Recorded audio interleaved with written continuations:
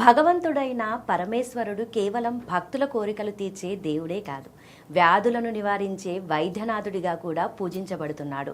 అలాంటి మహిమాన్విత క్షేత్రాలలో ఒకటి మహారాష్ట్రలోని నాందేడ్ సమీపంలో ఉన్న ఉన్కేశ్వర మహాదేవ ఆలయం. ఈ ఆలయం ప్రత్యేకత ఏమిటంటే ఇక్కడ ఉన్న వేడినీటి సరోవరం.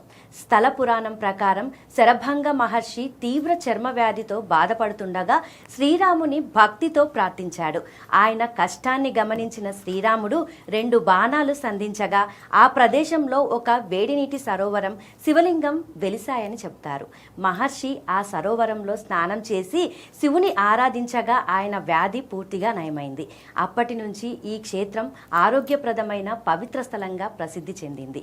ఇప్పటికీ అనేక మంది భక్తులు ఇక్కడికి వచ్చి సరోవరంలో స్నానం చేసి స్వామివారి దర్శనం చేసుకుంటారు.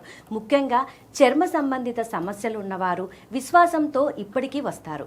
ఆలయం పరిసరాల్లో సహజ చికిత్స విధానాలు కూడా అందుబాటులో ఉన్నాయి. భక్తి, విశ్వాసం, ప్రకృతి చికిత్స కలిగిన ఈ ఉన్కేశ్వర క్షేత్రం ఆరోగ్యాన్ని, ఆధ్యాత్మిక శాంతిని ప్రసాదించే పవిత్ర నిలయంగా విరాజిల్లుతోంది.